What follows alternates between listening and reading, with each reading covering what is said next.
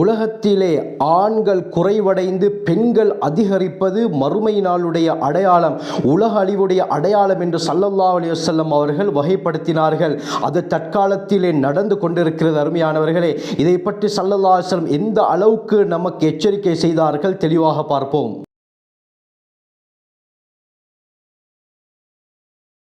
அல்ஹம்துலில்லாஹி ரப்பில் ஆலமீன், அஸ்ஸலாத்து வஸ்ஸலாமு அலா ரசூலில்லாஹி அம்மா பஅத். கண்ணியத்திற்குரிய இறைவனின் நல்லடியார்களே, அல்லாஹுவின் சாந்தியும் சமாதானமும் என்றென்றும் நம் அனைவர் மீதும் உண்டாவதாக. தொடர்ந்து பல மறுமை நாளுடைய அடையாளங்களை ஒவ்வொரு பதிவில் தெளிவாக நாங்கள் பார்த்து கொண்டு வருகிறோம். அந்த அடையாளங்களை நீங்கள் முழுமையாக பார்க்க வேண்டும் என்று சொன்னால் அதனுடைய ஃபுல் பிளேலிஸ்ட்டை கீழே டிஸ்கிரிப்ஷன் பாக்ஸில் தருகிறேன். செக் பண்ணி பார்த்து கொள்ளுங்கள். அதிகமான பிரயோஜனங்களை, உண்மை நிலவரங்களை நீங்கள் அடைந்து கொள்வீர்கள்.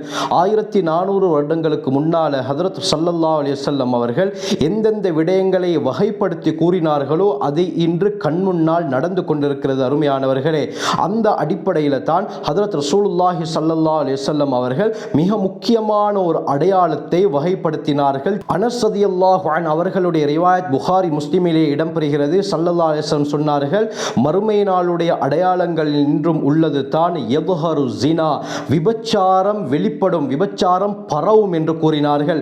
அதற்கு பிறகு சொன்னார்கள், வயக்கில்லுர் ரிஜால், ஆண்கள் குறைவடைவார்கள், வயக்சுருன் நிசா, பெண்கள் அதிகரிப்பார்கள் என்பதாக ஸல்லல்லாஹு அலைஹி வஸல்லம் சொன்னார்கள்.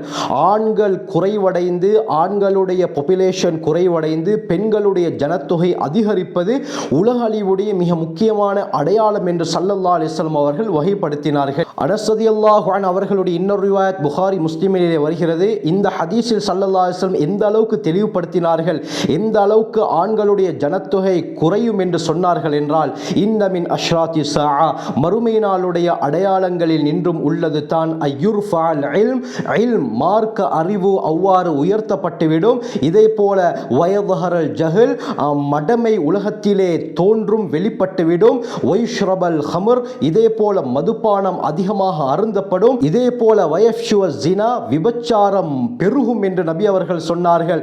சொல்லிவிட்டு கூறினார்கள், வயதுஹபர் ரிஜால், ஆண்கள் மரணமடைந்து விடுவார்கள்.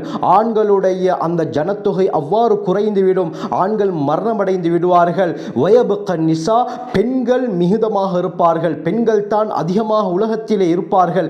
எந்த அளவுக்கு பெண்கள் அதிகமாக இருப்பார்கள் என்று சொன்னால், ஹத்தா யகூன லி 50 இம்ரஅத்தன் கய்யுமுன் வாஹிதுன், 50 பெண்களை நிர்வகிப்பதற்கு ஒரு ஆண் இருப்பார் என்று ஸல்லல்லாஹு அலைஹி வஸல்லம் சொன்னார்கள். 50 பெண்களுக்கு ஒரு ஆண் என்ற அடிப்படையில் உலகத்துடைய ஜனத்தொகை இவ்வாறு மாறிவிடும் என்று ஸல்லல்லாஹு அலைஹி வஸல்லம் தெளிவாக சொன்னார்கள். உலகத்துடைய நிலைமையை எடுத்து பார்க்கும் பொழுது அந்த விடயத்தை நோக்கித்தான் உலகம் சென்று கொண்டிருக்கிறது. அருமையானவர்களே, இன்று யுத்தம் என்ற பேரில் அநியாயமாக கொல்லப்படுவது யார்? இரு தரப்பிலே இருக்கக்கூடிய அந்த ஆண்கள் தான், சோல்ஜர்ஸ்கள் ஆண்கள் தான் அதிகமாக கொல்லப்படுகிறார்கள். உலகத்துடைய இந்த யுத்தங்களை எடுத்து பார்க்கும் பொழுதே எந்த அளவுக்கு ஆண்கள் குறைந்து விட்டார்கள் என்பது தெளிவாக விளங்க வருகிறது.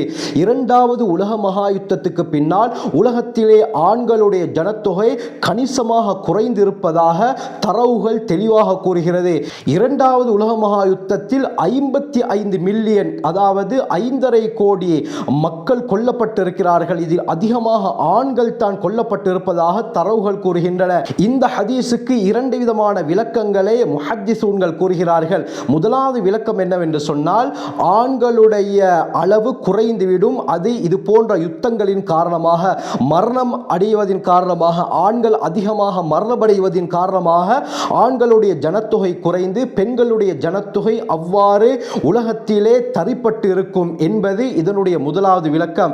இரண்டாவது கருத்து என்னவென்று சொன்னால், ஆண்கள் குறைபாடு ஏற்பட்டதின் காரணமாக ஒரு ஆணை மணப்பதற்கு 50 பெண்கள் இருப்பார்கள் என்பதாகவும் ஒரு விளக்கம் கூறப்படுகிறது. ஒரு ஆணுக்கு 50 பெண்கள் என்ற ரீதியில் உலகத்துடைய பாப்புலேஷன் ஜனத்தொகை மாற்றமடையும் என்பதாக இன்னொரு விளக்கமும் இந்த ஹதீஸுக்கு சொல்லப்பட்டிருக்கிறது. உலகத்திலே நடந்த யுத்தங்களை எடுத்து பார்க்கும் பொழுது எந்த அளவுக்கு ஆண்கள் அதிகமாக கொல்லப்பட்டிருக்கிறார்கள் என்பது இதன் மூலமாக எம்மால் விளங்கிக் கொள்ளலாம். முதலாவது உலக மகா யுத்தத்தை எடுத்துக்கொண்டால் 15 மில்லியன், அதாவது 1.5 கோடி சோல்ஜர்ஸ் கொல்லப்பட்டிருக்கிறார்கள்.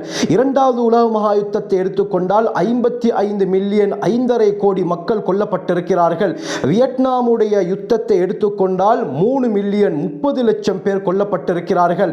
இதே போல ரஷ்யாவுடைய சிவில் வாரை எடுத்துக்கொண்டால் 1 கோடி பேர், ஸ்பெயினுடைய சிவில் வாரை எடுத்துக்கொண்டால் 12 மில்லியன் 1 கோடியே 20 லட்சம் பேர் கொல்லப்பட்டிருக்கிறார்கள். இதே போல ஈரானுடைய அந்த யுத்தத்தை எடுத்துக்கொண்டால் 1 கோடி பேர் கொல்லப்பட்டிருக்கிறார்கள். அதாவது 10 மில்லியன் பேர் கொல்லப்பட்டிருக்கிறார்கள். இது போன்று உலகத்திலே நடந்த புரட்சி, பிரான்சுடைய புரட்சியில் 40 லட்சம் பேர். இதே போல தாத்தாரிகளுடைய அந்த மோசமான தாக்குதலினால் ஒரே நாளில் ஈராக்குடைய பக்தாதில் 15 லட்சம் முஸ்லிம்கள் கொல்லப்பட்டிருக்கிறார்கள். இதே போல உலகத்திலே நடந்த ஒவ்வொரு யுத்தங்கள், புரட்சிகளை எடுத்து பார்க்கும் பொழுது இன்று வரைக்கும் அநியாயமாக கொல்லப்படுவது இந்த சோல்ஜர்ஸ் தான். அனுபவியானவர்களே, இரு தரப்பிலே சண்டையிடக்கூடிய, நாட்டுக்காக வேண்டி சண்டையிடக்கூடிய இந்த இராணுவ வீரர்கள் தான் அநியாயமாக கொல்லப்படுகிறார்கள். இந்த அடிப்படையில் ஆண்களுடைய ஜனத்தொகை கணிசமாக குறைகிறது. இது மட்டுமல்லாமல் சில நாடுகளில் ஒவ்வொரு ஆண்மகனும் கட்டாயம் அவர் இராணுவத்தில் சேர்ந்து தான் ஆக வேண்டும் என்பதாகவும் அந்த நாட்டுடைய சட்டம் இருக்கிறது. எனவே அவர்கள் விருப்பமாக இருந்தாலும் சரி, விருப்பம் இல்லாவிட்டாலும் சரி, அவர்கள் இராணுவத்தில் சேர்ந்து தான் ஆக வேண்டும். அதற்கு பிறகு அவர்களுடைய உயிர்க்கே உத்தரவாதம் இல்லாமல் போய்விடுகிறது. எனவே இப்படி ஆண்களுடைய பாப்புலேஷன் உலகத்திலே குறைய ஆரம்பிக்கும் பொழுது பெண்கள் மட்டும் தான் இருப்பார்கள். இப்படி இருக்கும் பொழுது பெண்களுடைய ஜனத்தொகை அதிகமாகி விடுகிறது. எனவே இந்த ஹதீஸை ஸல்லல்லாஹு அலைஹி வஸல்லம் எந்த ஆர்டரிலே சொன்னார்கள் என்பதை நாங்கள் பார்க்கும் பொழுதே விளங்குகிறது. ஸல்லல்லாஹு அலைஹி வஸல்லம் சொன்னார்கள், விபச்சாரம் அதிகரிக்கும், ஆண்கள் குறைவார்கள், பெண்கள் தான் தரிப்பட்டிருப்பார்கள், பெண்கள் தான் அதிகமாக இருப்பார்கள் என்று இந்த 3 விடயத்தை ஆர்டராக ஸல்லல்லாஹு அலைஹி வஸல்லம் சொன்னார்கள்.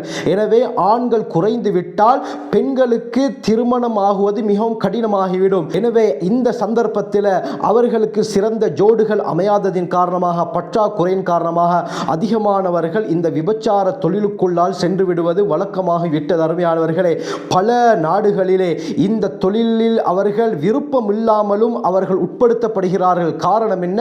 அந்த அளவுக்கு பெண்கள் உலகத்திலே அதிகரித்து விட்டார்கள். அல்லாஹ் நம்முடைய பெண்களை பாதுகாக்க வேண்டும். சிறந்த ஜோடுகளை அல்லாஹ் நம்முடைய குடும்பத்தில் இருக்கக்கூடியவர்களுக்கு அல்லாஹ் அமைத்து கொடுக்க வேண்டும். அருமையானவர்களே, எனவே ஆண்களுடைய பற்றாக்குறையின் காரணமாக நபி அவர்கள் அழகாக சொன்னார்கள், விபச்சாரம் பெருகும், ஆண்கள் மரணித்து விடுவார்கள், குறைந்து விடுவார்கள், பெண்கள் அதிகரிப்பார்கள். எனவே நபி அவர்கள் விபச்சாரத்துடன் தொடர்பு படுத்தியதற்கு காரணம் இதுதான். ஆண்கள் குறைவடையும் பொழுது அவர்களுக்கு திருமணம் முடிப்பதற்கு ஆண்மகன்கள் இல்லாததின் காரணமாக சில பெண்கள் என்ன செய்வார்கள்? இந்த ஹராமான தொழிலை தேர்ந்தெடுத்து விடுவார்கள். எனவே விபச்சாரம் உலகத்திலே அவ்வாறு பரவ ஆரம்பித்துவிடும், அதிகரிக்க ஆரம்பித்துவிடும். அல்லாஹ் நம் அனைவரையும் பாதுகாத்தருள்வானாக.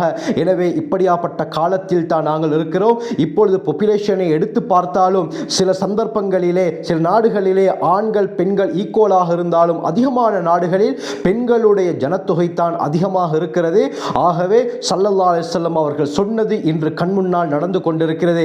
ஆகவே இப்படியாப்பட்ட பயங்கரமான பாவங்களை விட்டு அல்லாஹ் சுப்ஹானஹு வ தஆலா நம்மையும் நம்முடைய குடும்பத்தாரையும் நம்முடைய சந்ததியினரையும் பூரா உம்மத்தையும் பாதுகாத்தருள்வானாக. ஜஸாக்குமுல்லாஹு கைர். வ ஆகிரு தஅவானா அல்ஹம்துலில்லாஹி ரப்பில் ஆலமீன்.